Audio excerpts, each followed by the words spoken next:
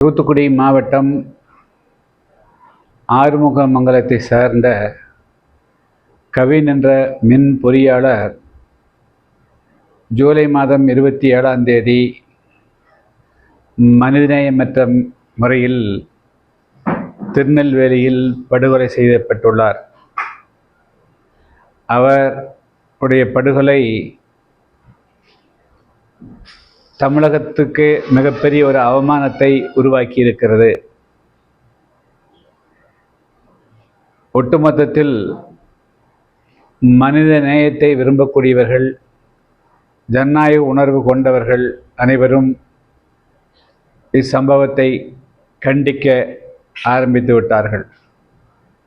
ஆனால் தமிழகத்தினுடைய பிரதான அரசியல் கட்சிகள் என்று சொல்லக்கூடிய திமுக, அதிமுக, பிஜேபி உள்ள கட்சிகள் உள்ளிட்ட கட்சிகள் மட்டும் இன்னும் அந்த சம்பவத்தை வெளிப்படையாக கண்டிப்பதற்கு முன்வரவில்லை. அப்படியெனில் அவர்கள் பட்டவர்த்தனமாக பட்டப்பகலில் நடைபெறுகின்ற இந்த படுகொலைகளை ஆதரிக்கிறார்கள் என்று எடுத்துக்கொள்வதா, எப்படி எடுத்துக்கொள்வது என்பதுதான் என்னுடைய மிக முக்கியமான கேள்வியா. திமுக ஆட்சியிலே இருந்தாலும் கூட கட்சி வேறு, ஆட்சி வேறு. எனவே திமுகவினுடைய தலைவர் என்ற அடிப்படையில் தமிழகத்தினுடைய முதலமைச்சர் மு.க.ஸ்டாலின் அவர்கள் இந்த சம்பவத்தை கண்டித்திருக்க வேண்டும். அதேபோல எடப்பாடி பழனிசாமி அவர்களும், அதேபோல பிஜேபியினுடைய தேசிய தலைமையும் இந்த சம்பவத்தை கண்டித்திருக்க வேண்டும். இதுபோன்று மிக முக்கியமான காலகட்டங்களில் பிரதான எதிர்க்கட்சி கட்சிகள் என்று சொல்லக்கூடிய அரசியல் கட்சிகள் மௌனம் காப்பதே இதுபோன்ற கொலைகள் தொடர்ந்து நடைபெறுவதற்கு ஏதுவாக அமைகின்றன.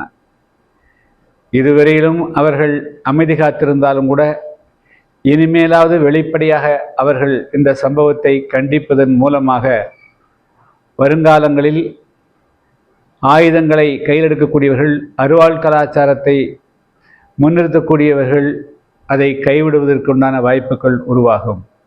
எனவே இதுவரையிலும் யாரெல்லாம் கவின் படுகொலையை கண்டிக்காமல் இருக்கார்களோ அவர்கள் இனியாவது கண்டிக்க முன்வர வேண்டும் என்று நான் வலியுறுத்துகிறேன். என்று சொன்னால் அரசியல் லாபம் என்பது வேறு, அநியாயங்களை தட்டி கேட்பது என்பது வேறு.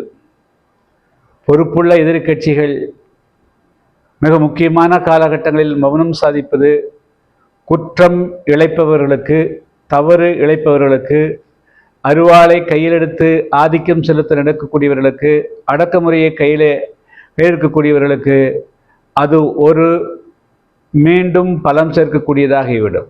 எனவேதான் இந்த சம்பவத்தை இந்த பிரதானமான எந்த அரசியல் கட்சிகள் எல்லாம் இதுவரையிலும் கண்டிக்க முன்வராமல் இருக்கின்றார்களோ அவர்களெல்லாம் உடனடியாக கண்டிக்க முன்வர வேண்டும் என்று நான் கேட்டுக்கொள்கிறேன்.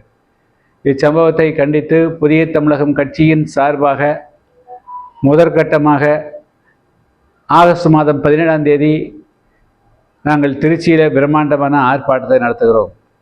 அதைத் தொடர்ந்து தமிழ்நாடெங்கும் அனைத்து மாவட்டங்கள், ஒன்றிய அளவிலும் தொடர்ச்சியாக 6 மாத காலத்துக்கு இந்த சம்பவத்திற்கு ஒரு நிரந்தரமான தீர்வு காணக்கூடிய வகையில் மாநில அரசு ஒரு நடவடிக்கை எடுக்கின்ற வரையிலும் எங்களுடைய ஆர்ப்பாட்டங்கள் தொடரும். வெறுமனே ஒரு சட்ட ரீதியாக நடவடிக்கை எடுக்கப்படுகிறது என்று சொன்னால் போதாது. இதென்றால் இது சமூகத்தினுடைய உளவியல் ரீதியான பிரச்சனையாக இருக்கிறது. மேலும் இப்பொழுது கூலிப்படை இடத்திலேயும் இந்த பிரச்சனைகள் கையில் எடுத்து செல்லப்படுகிறது. எனவே இது நல்ல கலாச்சாரம் அல்ல. தமிழ்நாட்டுக்கு இது ஒரு மிகப்பெரிய தலைகுனிவை உருவாக்கிவிடும்.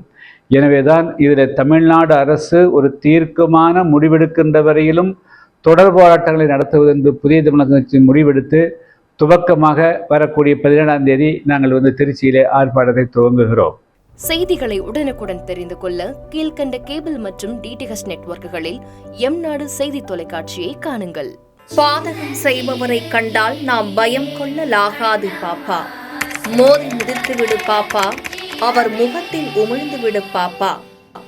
அண்மை செய்திகளை உடனுக்குடன் தெரிந்து கொள்ள இணைந்திருங்கள் எம்நாடு தொலைக்காட்சியுடன்.